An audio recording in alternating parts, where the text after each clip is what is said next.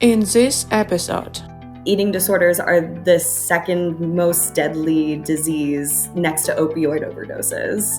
It's a really deadly disease that's actually glamorized in our society. I have had clients stop working with me because they diagnosed eating disorder and disordered eating. Yeah. What is the difference? So even if someone looks fine on the outside, we can't really tell just from outside appearance what their health status is. You could mention some of the most common eating disorders. Top 3 eating disorders that you'll likely hear about is we don't label foods as good or bad. Instead, we just sort of see foods as neutral. I'm a dietitian. I eat McDonald's. I do. I don't mind it. I like it. I'll do it. I eat everything, honestly. Obesity is not an indicator of being unhealthy. Serena Williams, the tennis player, is technically in the overweight category of BMI, and I don't think anyone's going to be calling her as a professional athlete as unhealthy. I have 3 things that people should avoid completely. Those 3 things are: what is your opinion on sugar? Is it dangerous as cocaine? Is it a true addiction? I saw once on your Instagram stories that you were buying a Milka chocolate bar. So, hello, welcome to our podcast, Wellness in Chaos. And today we have someone special on our podcast, Kristen Kiesow, right? Yep. Kiesow, sorry, yeah. So, yep. Yeah, we have someone special on our podcast, Kristen Kiesow. And a dietitian-nutritionist, she is a queen of intuitive eating who hates the word diet. Yeah, she helped thousands of people to fix her relations with food and overcome all types of eating disorders. And today we are thrilled to dive into all the important things of dieting with Kristen. So let's get started. Thanks for Yeah, having let's get me. started. Yeah, okay, Kristen. So, first question. What's your motivation behind doing what you are doing and why it is important? Well, I'm really motivated to do what I do, and I believe that my work is important because we can't live without food. It's an essential part of us. We literally cannot survive without it. And there's also not many people out there who are properly trained in nutrition. You know, it's sort of a nuanced area with food. Like, when there's something wrong with our teeth, we know we go to a dentist. When there's something wrong with our knee, we go to an orthopedic doctor. But the second that food is involved, for some reason, we go to Google, we go to an Instagram influencer, and that puts a lot of pressure on ourselves that we are a problem that needs to be fixed. And this leads to a lot of fear and actually a lot of misinformation. So I'm really motivated to do the work I do because I want to help people get rid of that fear around food and just remove the stress around food and eating and not see ourselves as a problem anymore. And I'm also really motivated to do what I do because, unfortunately, dieting and diet culture, it does disproportionately affect women. It affects men too. Don't get me wrong, disordered eating and body image is definitely something that needs to be talked about more with men. But I'm personally motivated because I've seen family members, friends, and even like I'm not immune to it myself. So many people are struggling with disordered eating, body image, and it's typically because food is thought to be shameful. But I believe that we can work on respecting ourselves, respecting the food we eat, and respecting our bodies. And I hope to help people kind of overcome those challenges and just see food in more of a neutral stance instead of something that should be feared. Yeah, amazing. Because it's probably one of the most controversial topic what we have because there are so many experts in nutrition who tell like different stories and you don't know who to trust, right? And Yeah, it's so it's really confusing. challenging. Kristen, is there any personal story behind why did you decide to uh, become like to work in this area of nutrition and diets? What was your personal motivation? Yeah. So I grew up as a ballet dancer.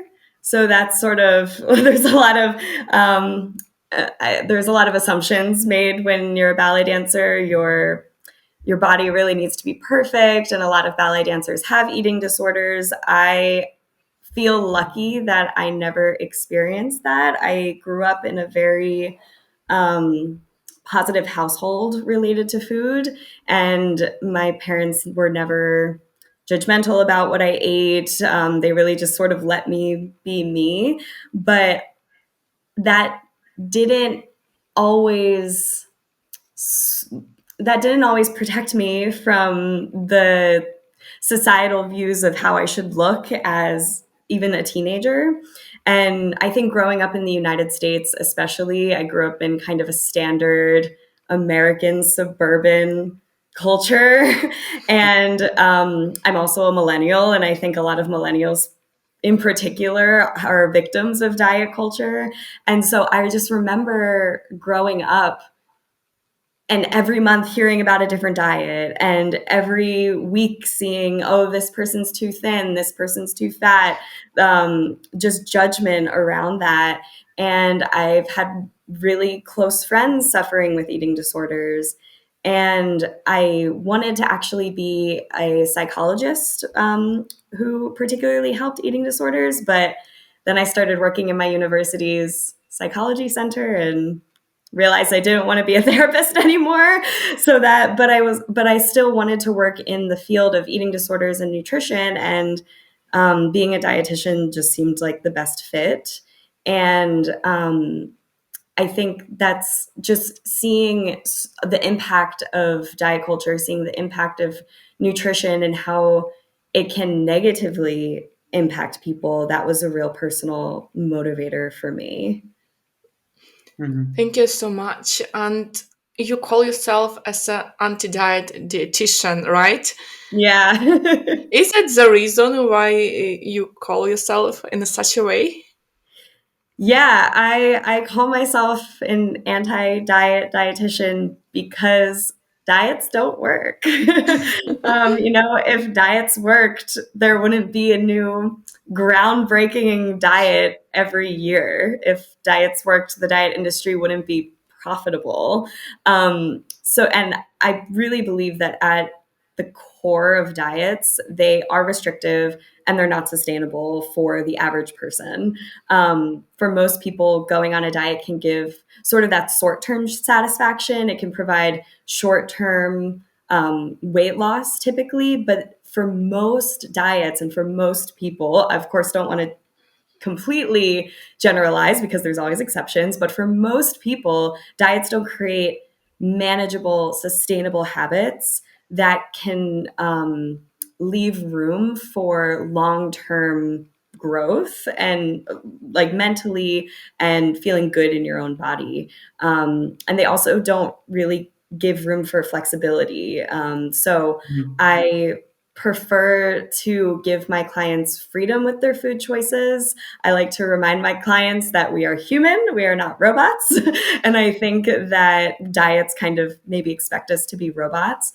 So I really, instead of providing diets to my clients, I really prefer to give them flexibility with their food choices, flexibility to listen to their bodies, and just provide that no nonsense nutrition knowledge to help them make informed decisions about their health. Because at the end of the day, that's going to provide those long term sustainable goals. So they are feeling good in their own body for the long term, not just having this short term satisfaction. Mhm. So you kind of, instead of giving your clients diets, you're giving them a lifestyle, right?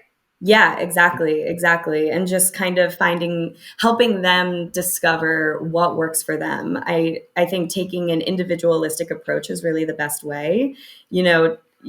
Any diet is very general. It's Hmm. not individualized, and each person is a different body. What's going to work for me isn't going to work for you, vice versa. So I think that's another reason why diets don't work is they don't make it individual. Okay. I just want to clarify what does diet mean? The word diet. Yeah, so I think the word diet is really kind of giving a guide for what people should eat, typically for weight loss. That's the standard meaning of diet, is typically for weight loss. Of course, we could say there's a vegetarian diet or a vegan diet. Like that's a way of eating. But when I'm talking about diet in this way, I'm talking about like restrictive Yeah. weight loss intended type of diets. Okay. Okay. And talking about your clients, Mhm. who do you help, and what is the main problems that your clients want you to help them with? Yeah, so I am a dietitian who specializes in eating disorders, disordered eating, and intuitive eating education. But I am trained as a general dietitian with this specialty in eating disorders. So people come to me for eating disorder recovery, but they also come to me for gastrointestinal distress, needing help with nutrition related to sports, or I have people coming to me if they have some sort of chronic condition like diabetes or hypothyroidism. So I see a wide range of clients, but currently many of my clients either currently have an active eating disorder or maybe they previously had one and there's still some kind of lingering disordered eating that they need some support with. Um, Actually, some of my most interesting clients come to me looking to help them with weight loss. Yeah. And then they expect me to tell them, oh, you need to cut calories, don't eat sugar, like kind of the standard things of when you think about a nutritionist or a dietitian, the standard things that you think that they would say. But in reality, I sort of help them give a new perspective and a new way of thinking about food. And it's intimidating at first. And I've had clients stop working with me because they sort of are hoping for me to sell them a quick fix. And instead, what I'm actually selling is sort of a shift in mindset. It's building a healthier relationship with food, which is scary for a lot of people. Um, but even people who don't come to me specifically for disordered eating help, a lot of people struggle with binge eating. A lot of people struggle with just not having a healthy relationship with food and having a lot of food rules and restrictions and restricting and binging, rinse and repeat type of deal. So even if people don't come to me specifically for those issues, we typically end up working on them anyways. So long story short, I'm a general dietitian, but I really do have this specialty in eating disorders and disordered eating. So many of your clients, they can be in a good physical shape, but they still need your help with all those disorders, right? Absolutely. Yeah. There are many people that, if you look at them from the outside, they probably look like a typical healthy person. Yeah. But then when I talk to them, they'll express restricting throughout the day and then really binging in the evening and having really poor mental health and just kind of being obsessive about food, which that in general is that's not healthy. So even if someone looks fine on the outside, we can't really tell just from outside appearance what their health status is.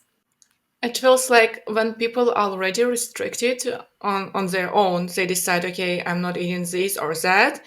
Then they search for support from dietitian who will tell them even to restrict more. They're searching for it.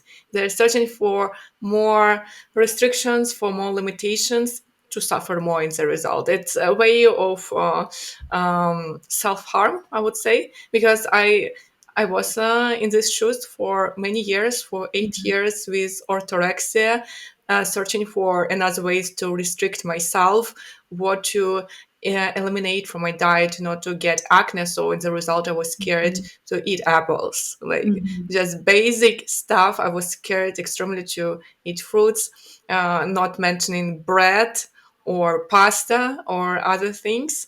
And when you go to such professional like you and you hear, no, actually, you don't need to restrict, you get anxious. Like your word is crushing the system you were building for many years that is in your brain doesn't work anymore, and you are disappointed and you want to leave. That's why, like, I'm thinking as your possible client several years ago, and I can understand them. Yeah, and this combination of your psychological background plays a huge role, I think, in your career, because as you mentioned, you offer people lifestyle, not a nutrition plan for 7 days. Yeah, it's interesting that I changed my whole career path in order to not be a therapist, but I feel like I ended up kind of being a food therapist anyways. So I think I came back to the start anyways. But yeah, everything that you're saying makes complete sense when you are stuck in that cycle of restricting and not really sure where to go. It's natural to seek out people who probably have the same views as you and will probably reinforce the behaviors that you're having. But with my background and my training, I know that intuitive eating and having a healthy relationship with food, it's evidence based. There's data to back it up. And for most diets, there's no data to back it up. For most restrictions, as long as you don't have an allergy or some kind of major gastrointestinal disorder, if you don't have IBS, if you don't have any kind of disease, you're just a healthy person, restricting actually is not going to be beneficial for you. So but it's scary because, like you said, it's the society that we live in. It's the structure that we built in our heads and that we've built in our society. And so kind of cracking that ceiling and breaking through a little bit, it's a huge step. And I give a lot of respect to people like yourself that just shared your story, because it's not easy to break out of that mindset.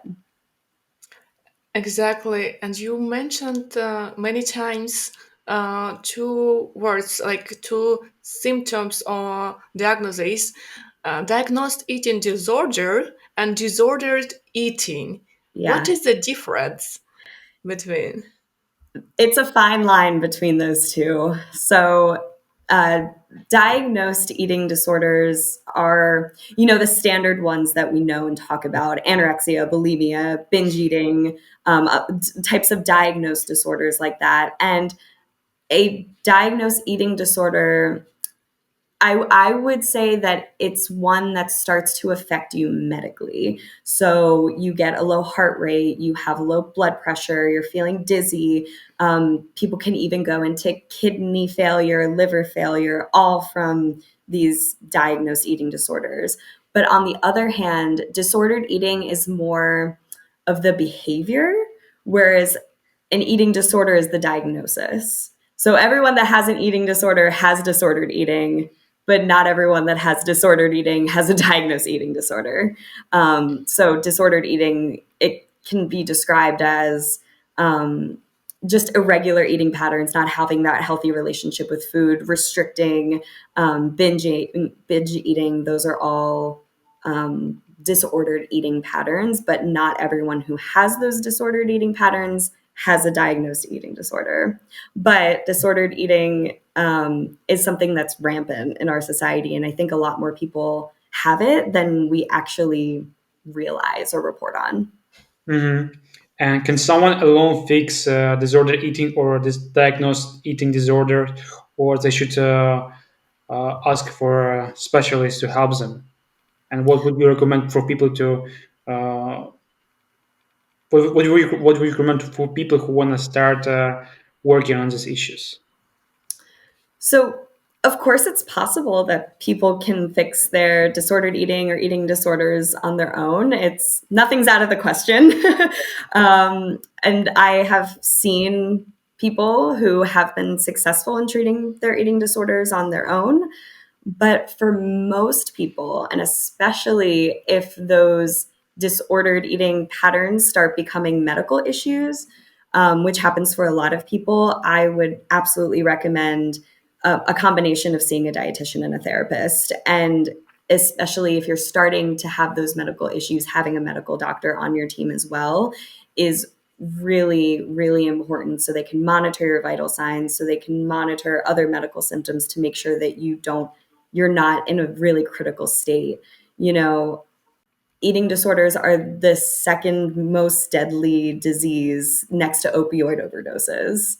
And not many people know that, but that's just that it's a really deadly disease that's actually glamorized in our society. I don't, maybe not so much anymore, but definitely in the past. And I think that it's really hard for people to reach out for help, especially men. So and it's probably kind of easy to think, oh, I can just do this on my own. It's Mm. just food. I can just eat. But when you are so deep in your eating disorder, it's never that simple. So if someone is really struggling, there's no shame and no harm in going to your medical doctor, seeing a therapist, seeing a dietitian, seeing all three if you need, because they are severe and life-threatening illnesses that need to be taken seriously. For Yeah. example, there is a person and they don't know if they have eating disorders or not. What are the first symptoms to look for to understand that that's your issue as well? Yeah, it's actually really interesting. Most people don't realize that they are sick. The person who has the eating disorder, they likely aren't realizing that they're losing weight. They're likely not realizing that they're becoming sick. And usually it's a family member, it's a friend, it's a teacher, it's somebody outside that recognizes that something's going on, because the person doesn't realize what's happening until it's kind of too late. So typical signs, like medical signs to look out for, are probably one of the first ones that starts to come up is when you stand up, like when you go from lying down in your bed to standing up, you immediately feel dizzy and you start you start blacking out, or you even pass out. But that dizziness is caused by your blood pressure and your heart rate your blood pressure dropping and your heart rate increasing when you go from lying to standing. And that is one of the first symptoms that start coming up for a person that has an eating disorder. And then of course you can tell if a person is losing weight if they start wearing different types of clothing to cover their bodies, if they're skipping lunch when they normally would always eat lunch. These are all symptoms to look out for. And if you notice it in a friend or a family member, it's always helpful just to check in. Wanted to add, like we're talking about eating disorders, but maybe some people don't understand what is this. Maybe you could mention some of the most common eating disorders, like maybe three top. Yeah. So, top three eating disorders that you'll likely hear about is, we don't label foods as good or bad. Instead, we just sort of see foods as neutral. Anorexia nervosa, which is primarily restriction based. And then there's bulimia nervosa, which is primarily binging and purging, with also probably some restriction based. And what I mean by binging, when I say that word, it means eating with a loss of a sense of control. So it typically involves eating a large amount of food that's more than a typical person would be comfortable eating, and then typically purging, which means either throwing up or using laxatives. Either one is considered a purge. There's also exercise-based purging. So if someone is extremely, extremely exercised, that can also be considered a form of purging. And then, so those are sort of the top two that you'll hear the most about. And the third most common, if not maybe more common, is binge eating, which is that binging, that sense of losing control when you eat, but without the restriction, without the purging. I used to have binge eating too. Yeah, it's really common for a lot of people, and people sometimes don't even realize that they are binging until they start talking about it. Yeah, actually, I have a friend, and we go to the gym together, and he works out quite a lot. Like he's sweating out in the gym, and I ask him why you're doing so much cardio, and he said because he likes food and he eats a lot. and that's why he works out that much to allow himself to eat that much. Mm, yeah. So So it's not exercising for the sake of health or for feeling good in your own body. It's to give yourself the reward of food. yeah, it's kind of a vicious cycle. Yeah, yeah, yeah. When I was going to the gym for the last year, usually I said I like going to the gym because I like food, because I was Mhm, eating quite a lot, not like a lot, but still consuming maybe more than I needed. And I was like, yeah, I will go to the gym anyway, and I will lose all the calories there. mhm, And still, I was enjoying sports and activities, exercises, but this thought was still in my mind that it will be like that I will pay for mhm. everything I ate. I Yeah. will pay my cost sweating a lot in the gym. Yeah, it kind of reframes exercise as a form of punishment. Yes. Yeah, that's super common, and you see it a lot, especially in cases like yourself, like when more of those orthorexic tendencies, like it's it's that we talk about having a healthy relationship with food, but having a healthy relationship to your body and healthy relationship to exercise is just as important. Dmitra, I know that you go sometimes to the gym 2 times per day. Sometimes, yeah. Do you consider it's like for your joy? I don't want to give any diagnostics right now for Dmitra, but I just want to know your I will Kristen diagnose you, I opinion. promise. Yeah, so I go there just because I enjoy it. Sometimes when I work in the city center, I go to the gym just because I want to have some stretching after working day. And it's something that makes me feel happy and relaxed, not because I want to lose weight or anything like this, just because I want to feel relaxed. That's amazing. I really like that perspective of sort of seeing exercise as sort of your hobby. It's just a way to unwind. It's a way to de-stress. Some people read a book or watch Netflix, and you go to the gym. That's your way of de-stressing. I feel the same way. I really see exercise as the way to kind of take a deep breath at the end of a long day. Yeah, gym is my religion. Love it. It's me. Kristen, I know that intuitive eating and health at every size frameworks is a core of your work with clients. So, what is intuitive eating, and why did you decide to focus on it, on intuitive eating, instead of preparing meal plans for your clients and asking to count calories?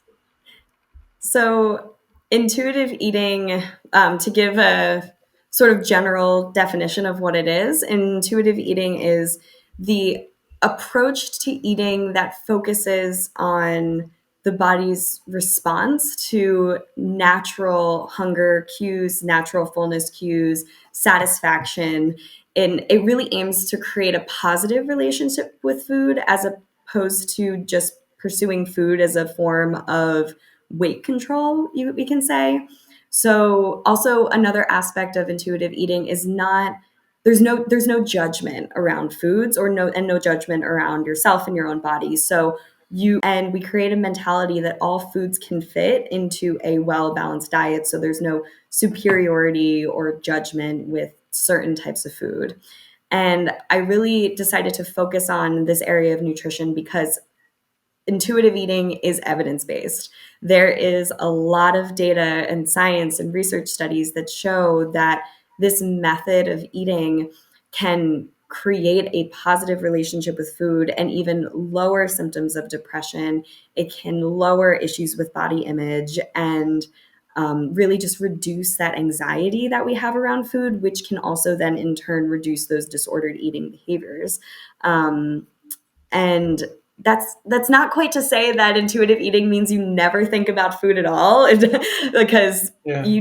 people need to think about food. It's just what we have to do to survive because we need to think about when our next meal is. That's just kind of primitive, but we don't need to be obsessive about food. So and not obsessive about what time we're eating or making sure that we're eating the exact same thing every day to make sure that we're getting all of our macros in, It's instead really creating this positive relationship with food, listening to your body, accepting that there are fluctuations throughout the week, throughout the day, and just kind of having that acceptance and freedom to eat as you would like. Mm-hmm. And other methods like giving a strict meal plan or counting calories, it might actually increase disordered eating and increase body image dissatisfaction for some people. There's really no evidence to suggest that that works. So I decided to focus on more of that relationship with food and go with the evidence-based process and really helping people find self-worth outside of the food, outside of the way that their body looks. Yeah, and talking about counting calories, when it actually makes sense to count calories, in what situation, in what cases? That's a good question. I'm trying to think of a reason. I know that Mitro counts his calories. Sometimes he sends some screenshots to me, and I'm replying, Dmitro, I understand nothing. I so how my perspective on all of this is that food and nutrition is very nuanced. Like I said in the beginning, it's individual. So if counting calories works for you and you don't feel obsessive about it and you feel like still a positive relationship with food, who am I to say that counting calories is bad? If it works for you, that's great. So I can't think of a specific reason where I would actually recommend counting calories for a person. Mm-hmm. Yeah, because for me, just it gives me an understanding how much I eat. Like I Mhm. wouldn't count calories like the whole life. It just gives me the initial understanding of how much I eat and how much I need to feel satisfied and fulfilled. Yeah. Yeah. And I mean, that's a good way to maybe judge what is creating satisfaction with you. Um, maybe I would probably always encourage people to do a little test run to see how it would feel to not count calories for a week and just listen to your body, because your body is going to be able to tell you when you are full, when you are satisfied. It might not work immediately because it does take some mindfulness, it does take some self reflection. But at the end of the day, our bodies are super smart. They want to keep you in a state of homeostasis, they want to keep you where your body's set point is supposed to be. So maybe have a little experiment with yourself, see how it would feel. Yeah, exactly. So probably like every approach works differently for every person. They should just experiment with their own body and see what they like the most, right?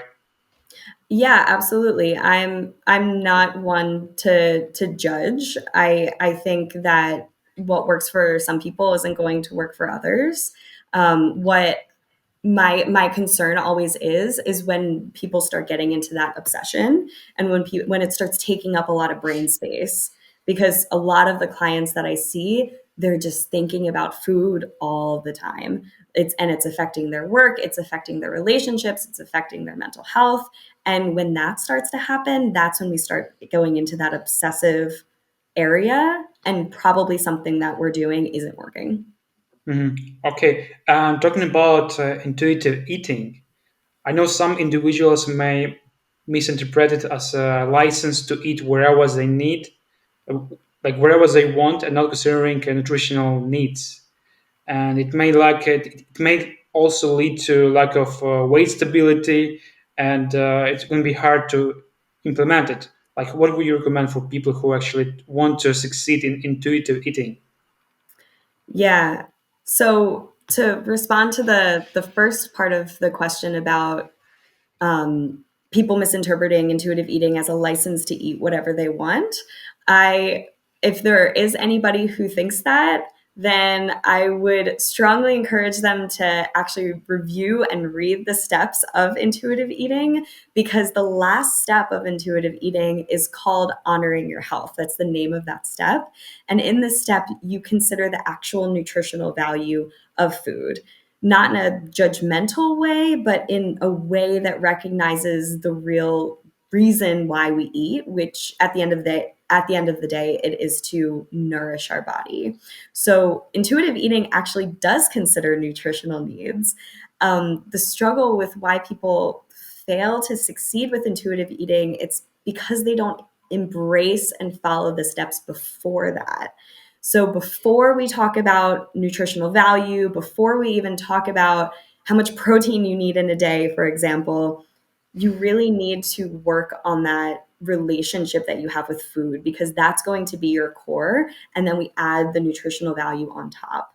So, and one of the most common things that I hear from my clients is that they don't have the willpower to succeed in intuitive eating. And that's typically around those snack foods, dessert types of foods, it's stereotypical, unhealthy types of foods. And I spend a lot of time with these clients unpacking why this is. And pretty much 100% of the time, these types of foods that people feel a lack of willpower around are foods that they're restricting, foods that they are fearful of. These are the foods that people say, oh, if I eat this, I'm a bad person. If I eat this, then I'm going to get fat. And that puts a lot of pressure and a lot of power into that food item. And what a lot of the work that I then do is to take the power away from the food and instead start seeing the cookie as just a cookie. It doesn't have to be something that's going to make you fat. It can just be a cookie and we can leave it at that. So that if someone wants to be successful with intuitive eating, that is what they need to focus on first, and then focus on actually adding the nutritional value later, because that is all part of the process. At the end of the day, intuitive eating is a way to make you feel good, and no one is going to feel good if they're eating McDonald's for breakfast, lunch, and dinner. That's just a fact. And even if a person may want to eat McDonald's for breakfast, lunch, and dinner, it's having that knowledge to know that that is actually not going to be the most beneficial for them. Not restricting the McDonald's, still allowing it to be part of your balanced diet, but having balance outside of those foods that we maybe consider a little tricky. Yeah, and I guess some people they simply enjoy eating fast food, like even going to McDonald's, and they will be super happy with a wide smile on their face, but they will be just lacking this nutrition literacy about how this food is actually affecting their body in the long term. For sure. Hey, I'm a dietitian. I eat McDonald's. I do. I don't mind it. I like it. I'll do it. I eat everything, honestly. And I can say, I just came back from the United States. It was just Thanksgiving, and I was visiting my family. I was going into the city. I was going to New York. I don't think I ate a home cooked meal the entire month. Mm. Did I feel my best? Absolutely not. Did I have a great time? Yes. I had a great time, but that is not going to be my life. I know that this is a special occasion. I'm with my family. I'm with my friends. I'm going to embrace everything that I'm going to experience there, because I'm not there all the time. I don't do this all the time. But I can tell you, the first day that I got back home, my body was craving for me to just make a home cooked meal and have those standard routines that I always have. So I think that's maybe a good example of just kind of giving yourself the flexibility, but also having the knowledge of, okay, this isn't my life forever, and I know what my body needs. And what my body needed at the time was to go to Chipotle. That is what my body needed. I feel like people are scared sometimes not just of food, for example, just cooking, but they are scared of the consequences that they will not be able to accept their body in different shape. I feel like it's not the result, yeah, just chocolate cookie or McDonald's, but they are scared that that their body will change forever, and the result they won't be able to fix that, especially for females when our body changes every month, every cycle, something is going on. Yeah. It's tough.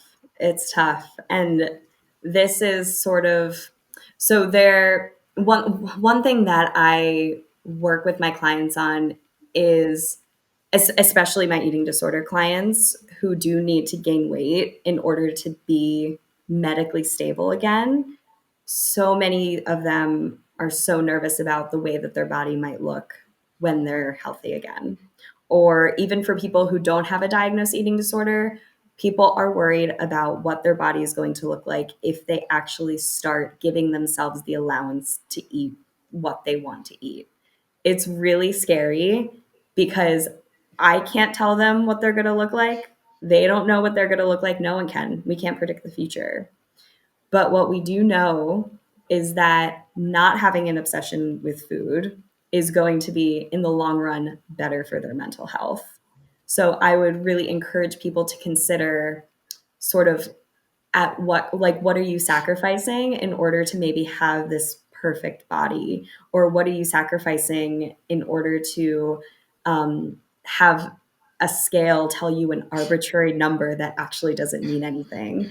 And the other sort of philosophy that I work under is body neutrality. So there's the body positivity movement, which I think is amazing and works for a lot of people. But being positive about your body isn't realistic all the time. We don't, and like, I don't love my body all the time. I'm sure everyone else doesn't love their body all the time, and it's really realistic. It's unrealistic to say that you need to love your body all the time, because you don't need to love all parts of your body all the time in order to live a productive life. But if you can just look at yourself in a neutral way, just like how we can look at foods in a neutral way and just say, this is the way my body looks today, full stop, period, that can actually be much more easier for the mind to handle and actually help people's mental health and help people's acceptance of their bodies and food, Yeah, especially when they might be going through these changes. yeah, and for someone who is extremely obese, do you think it's good to follow this body positivity philosophy? So I don't really love the phrase body positivity all the time. I more so go with the body neutrality, because if someone wants to be positive about their body, go for it. That's amazing. But I don't usually encourage that for many of my clients. I more so go with that neutral stance. But this is also where sort of my other philosophy, which is health at every size, this really comes into play. And health at every size, what that philosophy is it sort of rejects the idea that we need to be thin in order to be healthy. Because as we know, people might look really thin and look really healthy on the outside, but we actually don't know what's going on in them. They might be restricting and binging. We have no idea. So this is where health at every size can mean that no matter what your body type is, you can be healthy no matter what. And whether intuitive eating is good for someone who's extremely obese, this is a nuanced conversation, so I'll try to keep it as brief as possible. But the term obesity is just a BMI category. It's just your weight in kilograms over height in meters squared. That is what BMI is, and that's what that term obesity means. Obesity is not a indicator of being unhealthy. It's just where you are on the BMI scale. I mean, Serena Williams, the tennis player, is technically in the overweight category of BMI, and I don't think anyone's going to be calling her as a professional athlete as unhealthy. So if someone in a larger body is struggling with disordered eating, then there's no reason why they can't benefit from intuitive eating. As if someone in a larger body is not having any clinical diagnosed health problems like high blood pressure, high cholesterol, diabetes, anything like that, then me as a health professional, if they're coming to me and they're my client, my main course of action would not be to automatically direct them towards a weight loss path. Instead, I would look at their lifestyle, look at their eating habits, their beliefs about food, how they're sleeping, their physical activity, everything else related in their life, and help this person make sustainable behavioral changes that will create a positive impact on their health. So I would say, regardless of body type, anyone can benefit from intuitive eating. Mm-hmm. And I want to ask you, is there any difference in eating habits in the USA and Germany from your experience? So I was just in the US for a month, and I really noticed that a lot of people have this all or nothing mentality around food. So, for example, that means never eating sweets or snack foods on weekdays and then basically binging on the weekends because that's the only time that they allow themselves to eat this food. And so I think I'm again just generalizing. I'm not saying that this is everyone in the US, but in general, I noticed that a lot more in the US. And in Germany, I've lived here for 2 years now. And the first thing that I noticed is that it's so common for people here to go to a cafe in the middle of the day and have a coffee and an entire slice of cake just to themselves. And there's no concern, there's no judgment, there's no question about, oh, I'm going to restrict my lunch today, or I'm not going to eat dinner today because I had a cake today. They don't try to make the cake fit into their habits or into their food routines. It just is. They're just having it.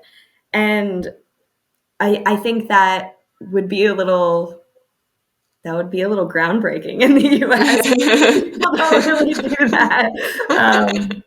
I also noticed that more people here in Germany are possibly more motivated to cook and cook for themselves at home. But I think that's also a nuanced conversation. I think there's a lot more factors in play there, like socioeconomic status, education, work-life balance, childcare availability. That's much more.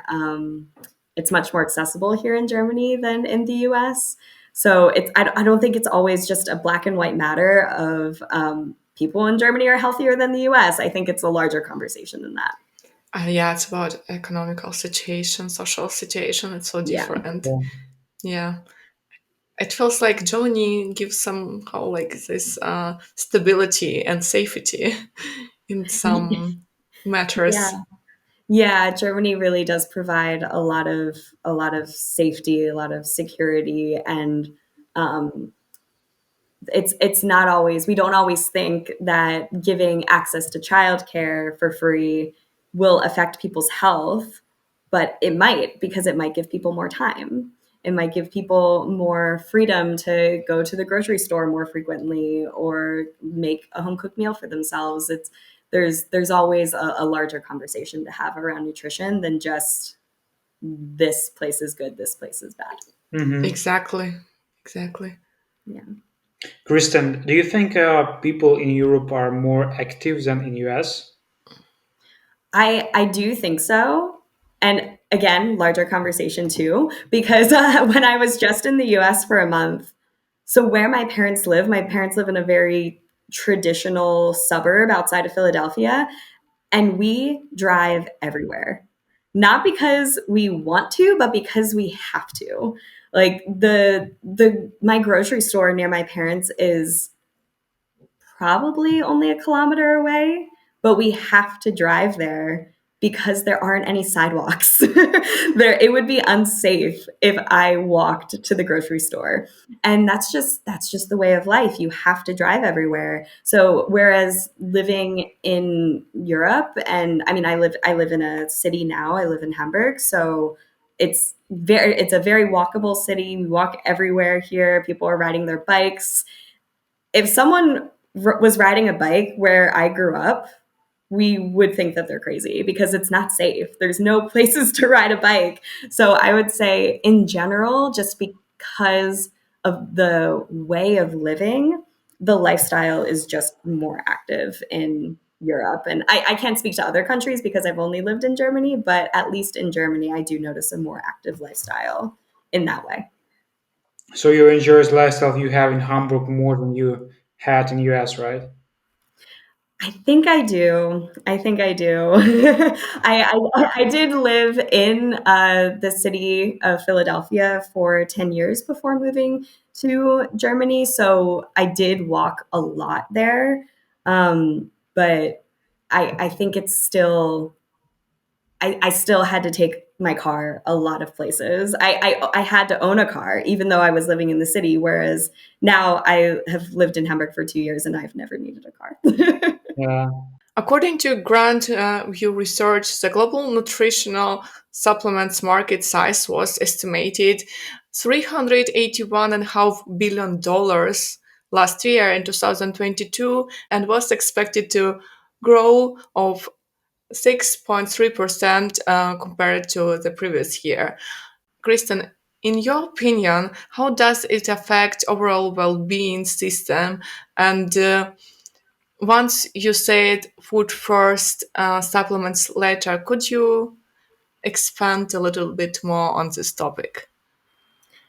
Yeah, so I'm a dietitian. My job is food, so that's why I go with the statement of food first. Because for most people, most healthy people who don't have any major medical problems, no gut absorption problems, and if they're eating a balanced diet, you likely don't need supplements.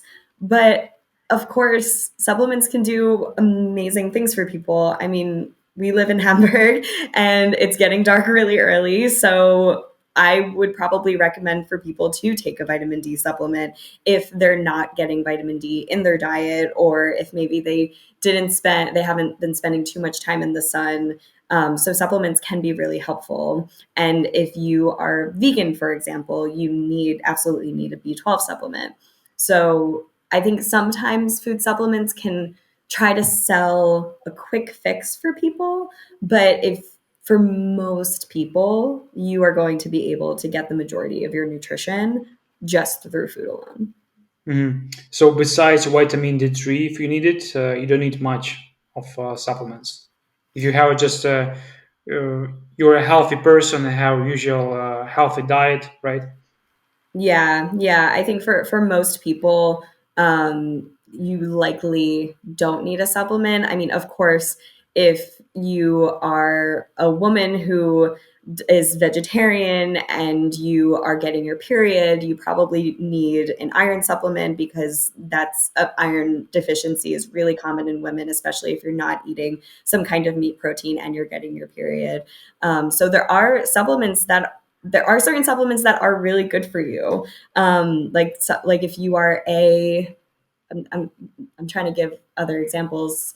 Like if you're a premenopausal woman or a menopausal woman who is eating primarily plant-based foods, you probably need vitamin D and calcium supplementation in order to have strong bone health. Like there are so many examples of people who do need supplements, and I would recommend supplements for people. But if you are on average typical healthy person eating a balanced diet, no deficiencies, you go to the doctor, you're feeling good, your blood work comes back okay, you probably don't need a supplement. But what if you're this kind of person, no deficiencies, everything is good, but you also do resistance training almost every day? Do you need some additional supplementation for this? So I think if you are somebody who is exercising a lot, there are definitely supplements that you can consider, like if like a protein supplement, something like that, or taking magnesium or iron, something like that. That could always be helpful just for kind of that muscle recovery. But I am not going to. There's just not enough data to say that it's going to work absolutely 100% for everybody. So, like I said before, if you're taking a supplement and it's working for you and you're feeling good and you don't mind spending that little bit of extra money, then go for it. Okay. And I have one question regarding food pyramid. Mm. As far as I know, it was created in 1974, and over this time, it was changed several times. And I want to know your opinion about healthy, balanced eating, like the fundamentals of healthy, balanced eating. Yeah, so the food pyramid tried its best. It really tried its best. And there are certain guidelines that we need to follow in order for our bodies to just function properly. Like there are certain rules that everyone needs to follow in order to feel good. Like for most of us, we need to have about 40 to 50% of our calories from carbohydrates. And that can be from grains, starchy vegetables, fruit, what have you. And we need the rest of our calories to come from protein and fat. And we also need to have, a nice mixture of fruits and vegetables to get all of those wonderful micronutrients. But we also can't forget that food is supposed to bring joy, and some food might have more nutrition, some food might have less nutrition, but one isn't better or one isn't worse. They all have their benefits. So I really consider a balanced diet of, following those general rules that I mentioned before, but also allowing all types of food into your life without judgment and really just considering your own personal nutritional needs, what makes you feel good and what your body needs in order to just function properly. So your body is feeling good, you're able to feel energized, you're able to do the type of sports that you want to do, your mental health isn't affected. As long as that's in order, then you are eating a balanced diet. Kristen, and if you were needed to choose just only 15 products to eat for the rest of your life, what would you choose in this case? I thought about this for so long. So number one thing that I could eat probably for the rest of my life is pasta. I love pasta. So Wow. I could eat that forever. So that's one. Chickpeas and black beans. I Mhm. love them. Cheese. Cheese is I have to do. I always have to eat cheese. Ice cream is a staple in this household. My husband and I eat a lot of ice cream. Um, Cucumbers, probably kind of lame, but I love cucumbers. Hummus, bread, mangoes. I could eat mangoes forever. Salmon, love salmon. Balsamic vinaigrette dressing. I put this on everything. And I make my own. I will give you the recipe if you want. Yes, Um, we want. Ketchup, because I'm American. Chocolate, coffee, and then number 15, there are these chips from Edeka that are like garlic bagel chips. We don't have them in the US. And oh, they're so good. They were the first. I bought them this morning. They're so Oh good. my god, Wow, you need cool. to show me. Yeah, I I'll don't send know. you a picture later. But if I think I could survive on those 15 items. You Wow. haven't mentioned meat. I don't eat too much meat, honestly. So I used to be full vegetarian. And then when I started working in hospitals, I would eat at the cafeteria there. And sadly, the hospitals that I was working at didn't have too many vegetarian options. So I became um, more flexible.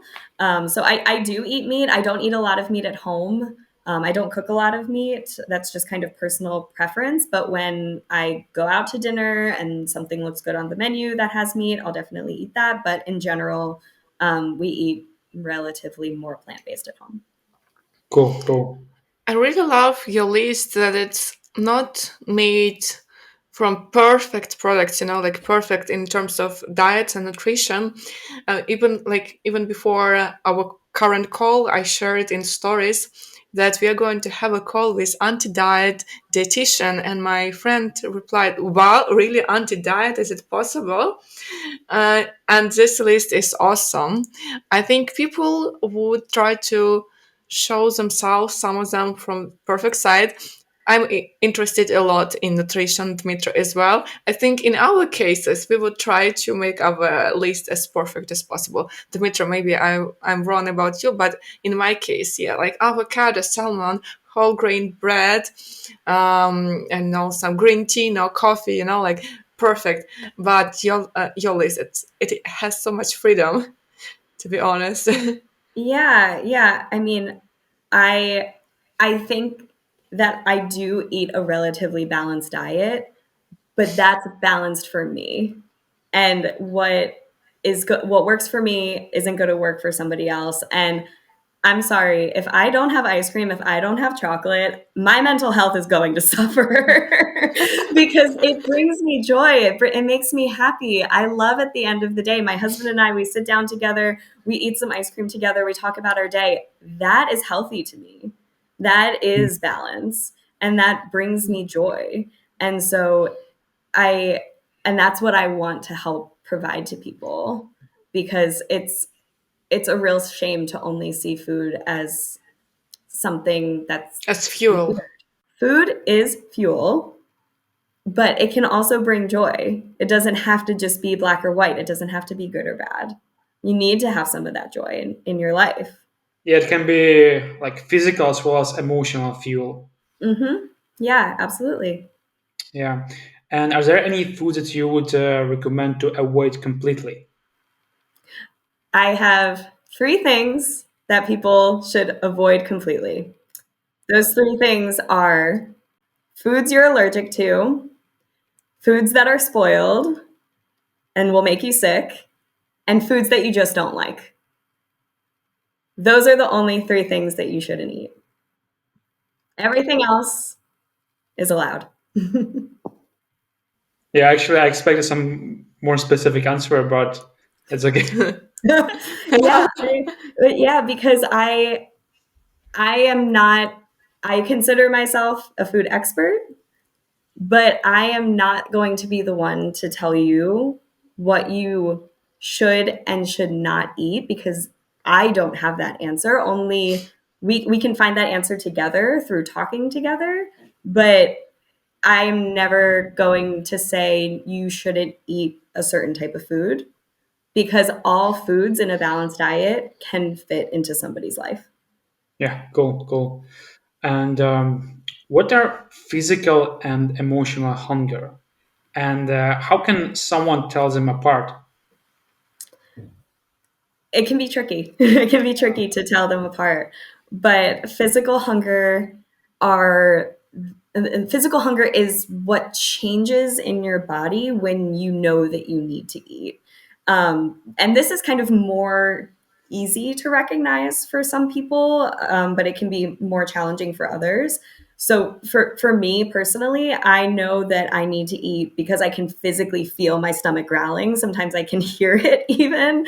So that's when I know that I need to eat. I sometimes even get a headache when I'm feeling hungry. I can tell that I'm maybe a little bit more moody. My husband always jokes and says that he needs to carry around granola bars for me when we go out because I get grumpy when I'm hungry. So those are kind of the more physical sensations of hunger. And then emotional hunger, it has kind of a bad reputation because we are told that emotional hunger is only related to negative feelings of sadness, loneliness, those types of things. And typically we relate emotional hunger and emotional eating to binge eating. However, I would argue that food is inherently emotional, and emotional eating can be feelings of joy.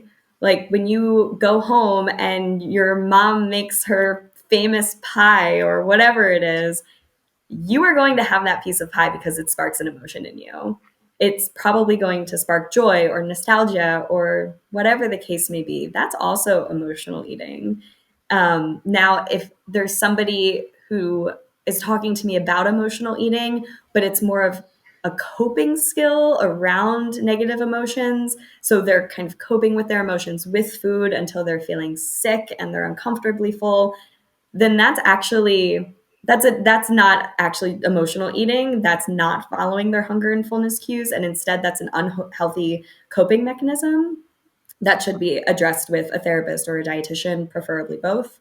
But really, you can only tell your physical and emotional hunger sensations apart by really taking the time to reflect on these physical sensations and the emotions that you have prior to a meal or a snack, after a meal or a snack, and just really being mindful about what we're eating and sort of approaching these eating occasions in a productive way.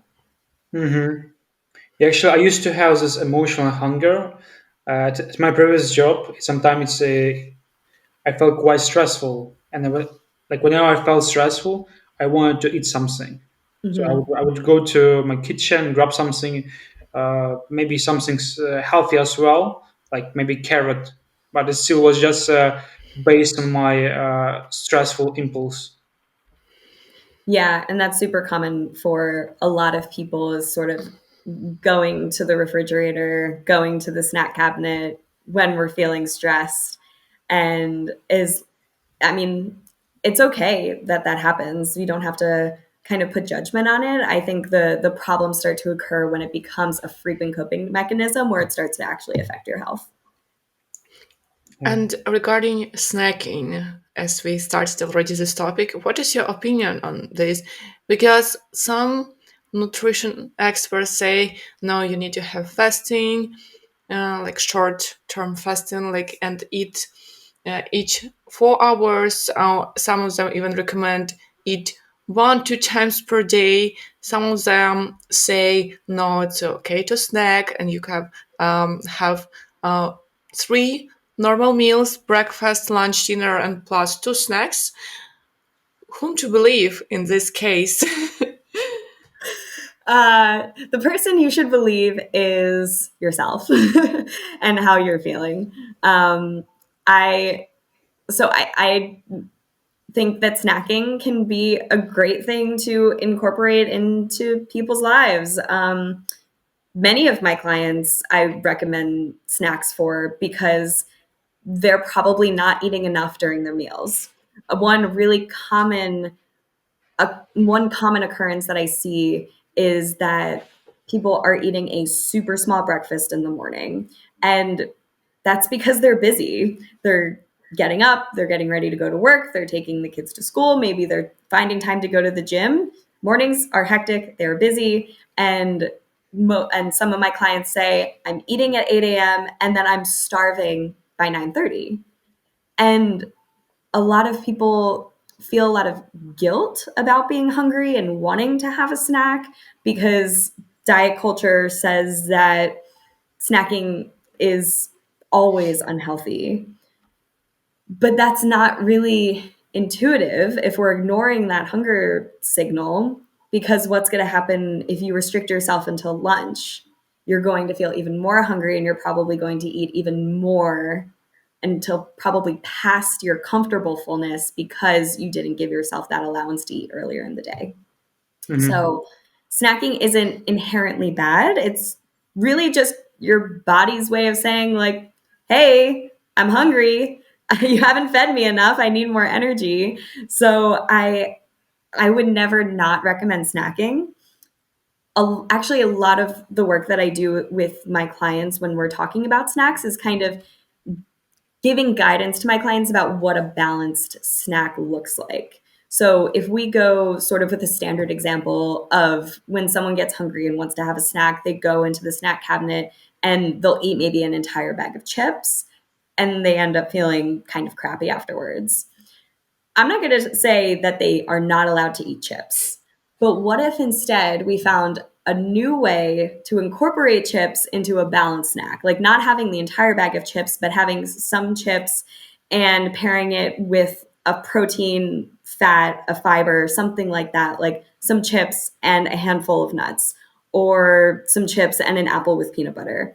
that is actually going to be more healthy for you because you're allowing yourself to have the foods that you enjoy, and you're going to feel better and more energized when you pair it with another nutritious item.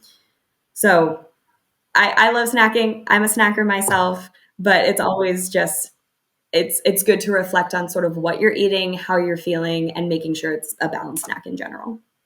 I snack as well, and usually when I want a snack, I have two ways, like two patterns, healthy and not healthy, like in my way. Because Yeah. I know if I eat something sweet, I will be hungry two times more. Even Mm-hmm. when it's just a fruit, or like a persimmon or apple or some healthy bar, I know that 30 minutes later I will be hungry and I will crave more and more. Or if I take some protein snack, something with hummus or eggs, bread, and not sweet, I know that it will help me longer because of these glucose spikes, insulin spikes. And when it's not something sweet, I will not have these ups and downs all the time.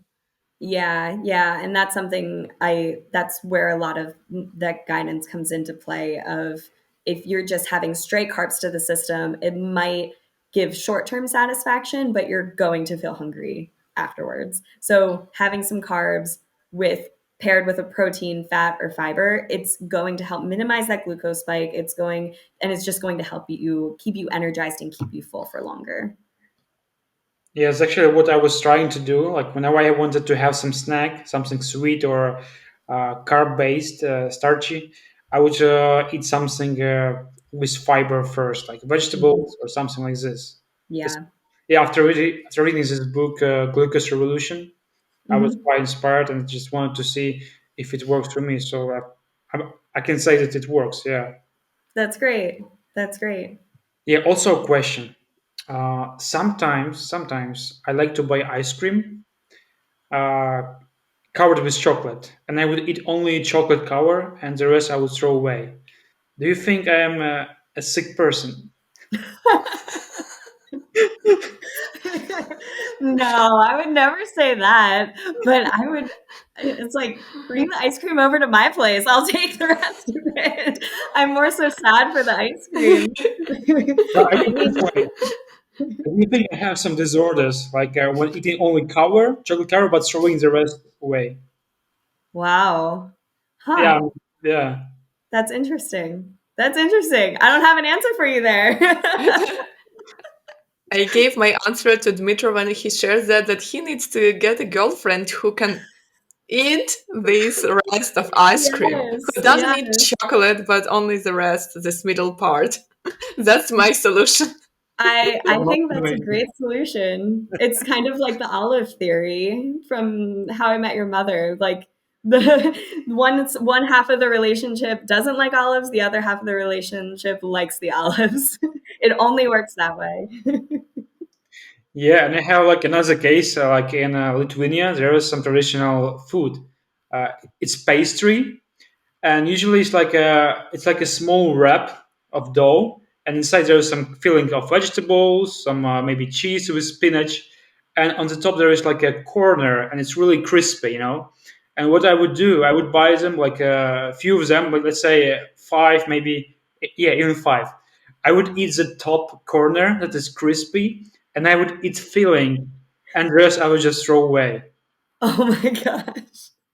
I guess it's whatever people prefer. But you need to find somebody else to have the leftovers. I really enjoy it, but sometimes I feel guilty for throwing away food. Yeah, yeah. You need to just give it to somebody else. Have that be on your dating profile of looking for somebody to eat the other half of my food. Yeah, I would just look for people that if you want, if they want to finish up my food.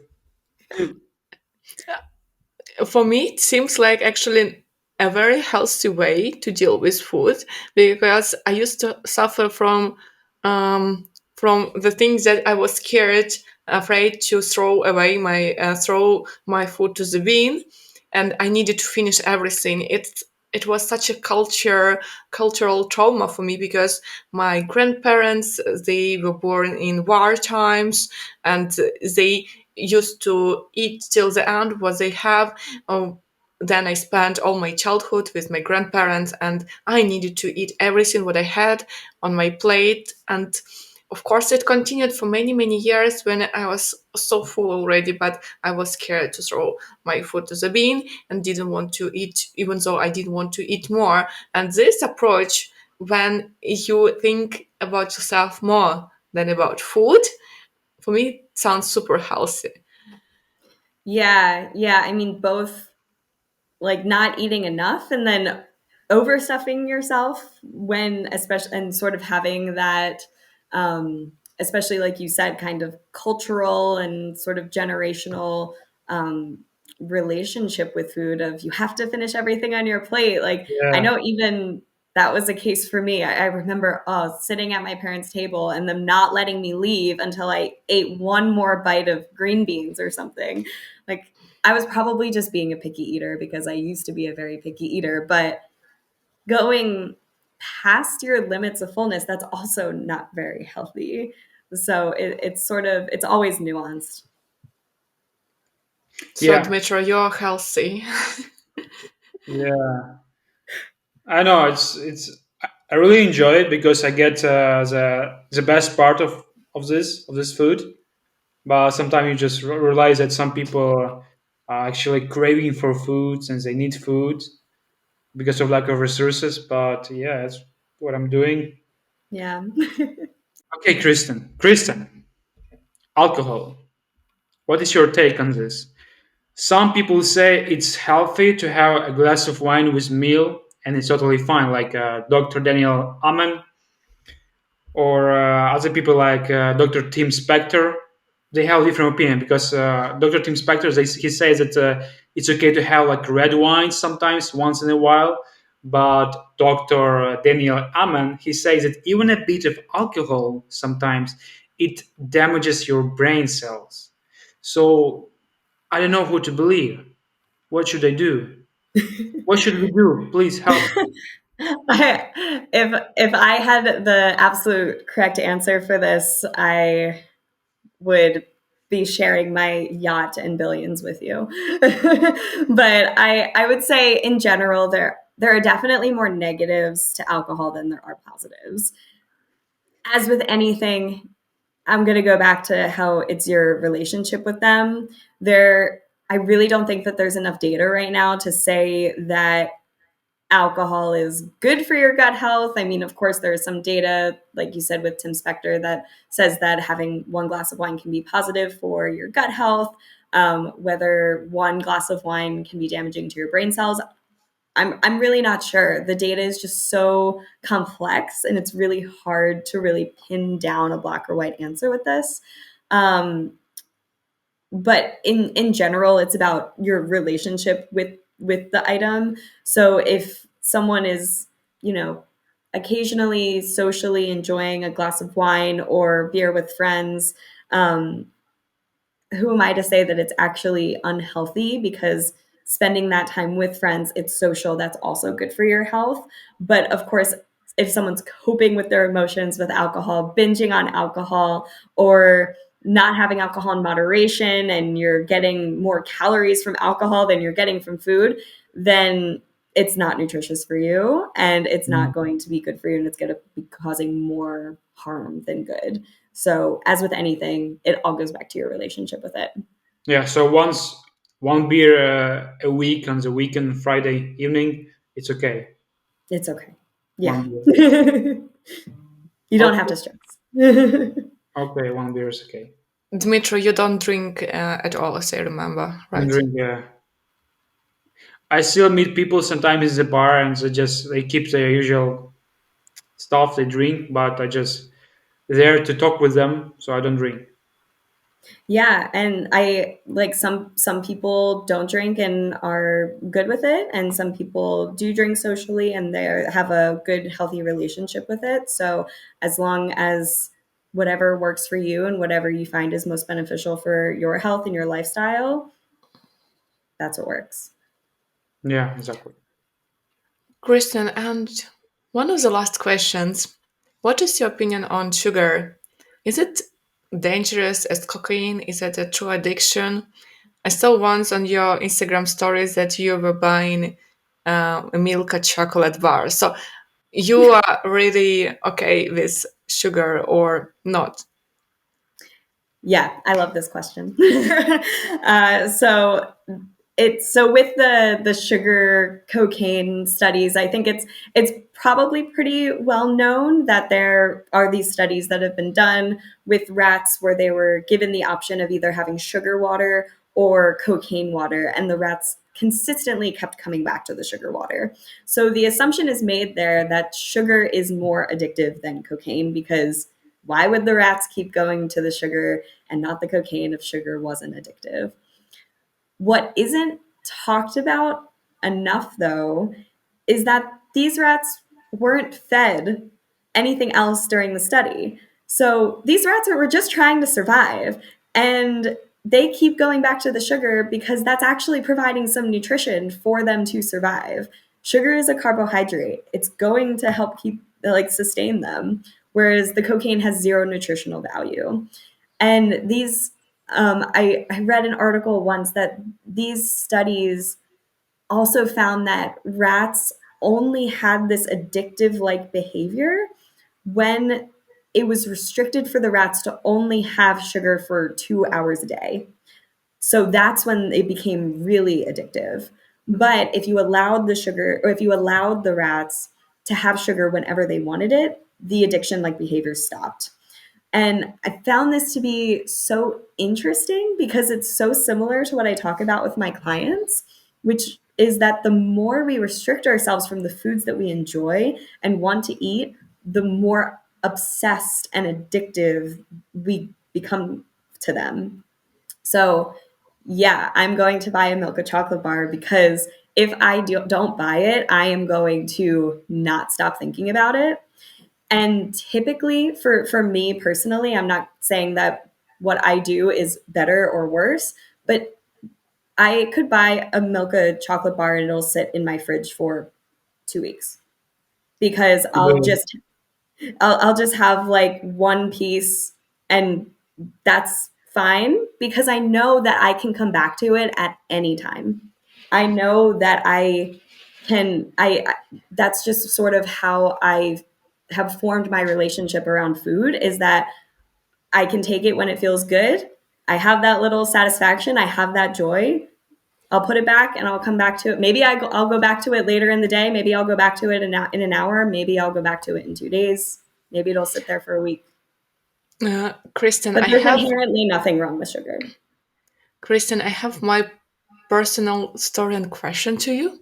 So Mhm. sometimes it happens that I am craving, like especially before periods, during periods, a chocolate, specific chocolate that you can buy here in Germany super easily in DM or Rossmann.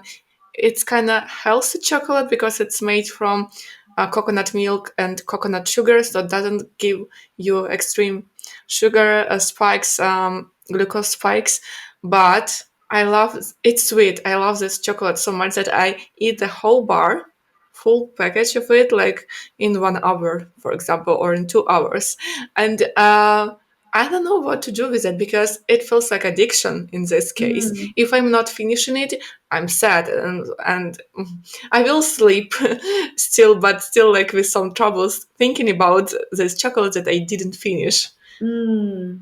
So if you don't finish it, it's sort of, that's when the addiction comes in. That's when the obsession sort of comes Mhm. in.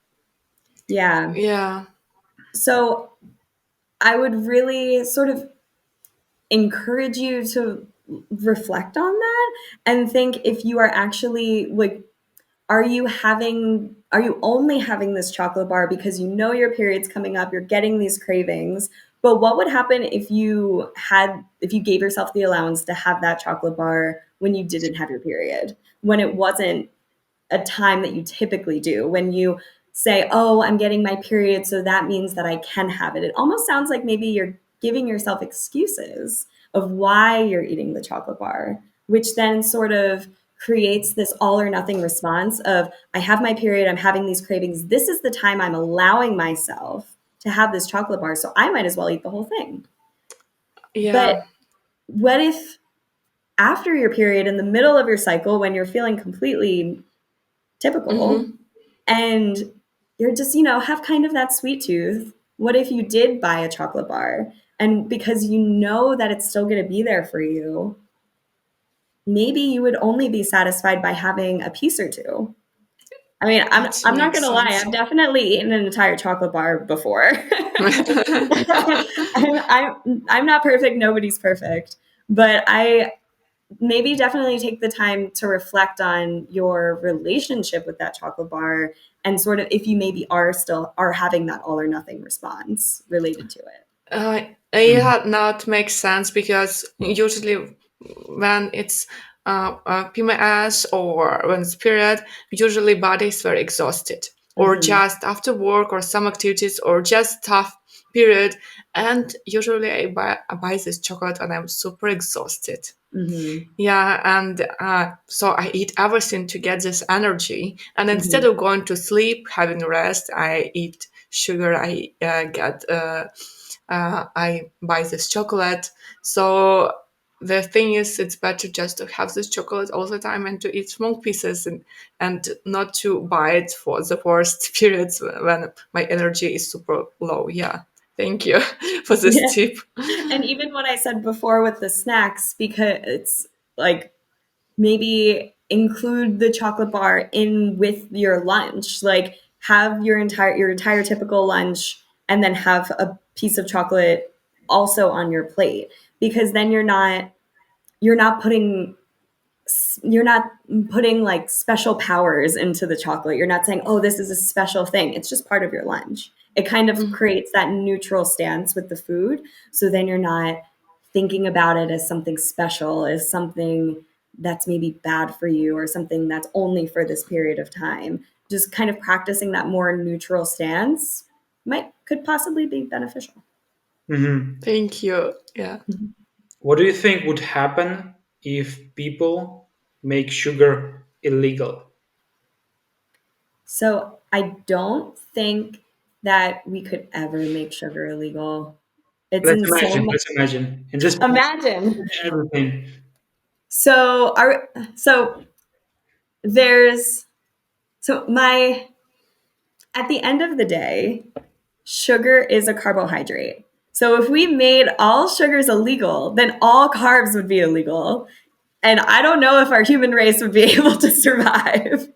So, well, and of course, that's the extreme example because like if you eat a potato's natural, but when it's broken down into your body, it's broken down into sugars. It's a carbohydrate.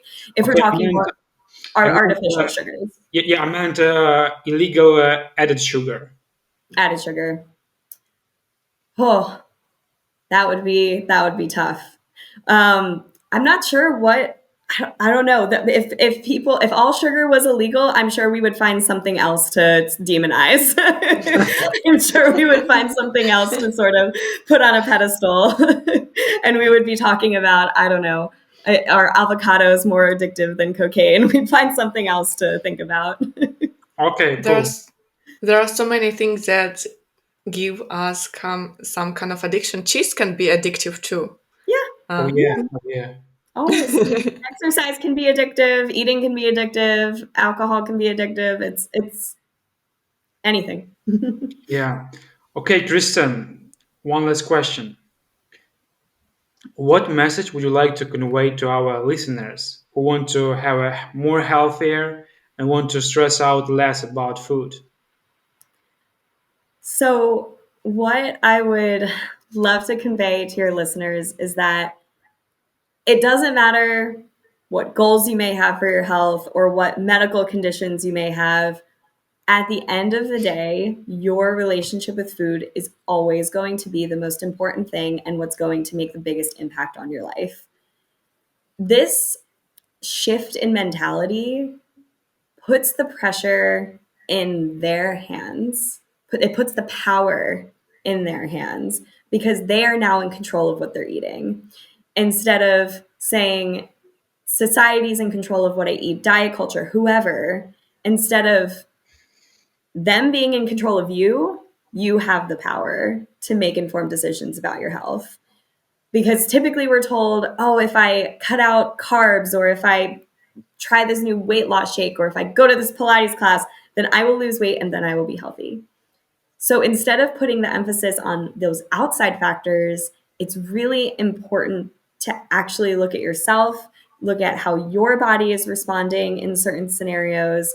And that's really what I do with my clients is I work on helping them find ways to nourish themselves, to feel good, to feel energized, to be able to do the sports they want, think clearly, and at the end of the day, just make informed decisions about their own personal health. So if I can leave your listeners with anything, it's that if you want to work on your health, what you first have to do is evaluate your relationship with food, and the rest will fall into place. Amazing. Thanks so much. Great. It Yeah, was This thank was so so you. great. fun. Thank you Yeah, so really much. fun. Thank you for having me. This was amazing. If our listeners will have any questions, we will add all the links on your Instagram, on your website, Sounds so great. they can connect with you and ask some questions. It was a very valuable, interesting, and inspiring conversation Thank for you. us. Yeah. And yeah, and you're our first guest on our podcast. Thank you. Thank Yay. you for Thanks. texting me. Thank you so much for texting me with your idea that why not to join? Of course, why not? Because Yeah, more people it need to was so listen great. to. Yeah, I'm so happy to be here. So happy you had me on. This was so fun. Yeah, guys, I really hope you enjoyed this conversation. If you have like any question regarding food or even some disorders, Kristen is here to help you because I'm personally learned a lot during this conversation, and I'm really grateful for this moment. Thank you, Thank Kristen. Thank you. you. Thank you. If you enjoyed this video and want to stay updated with our future content and support what we are doing, don't forget to give it a thumbs up, hit the subscribe button and ring the notification bell so you will never miss out on our latest videos.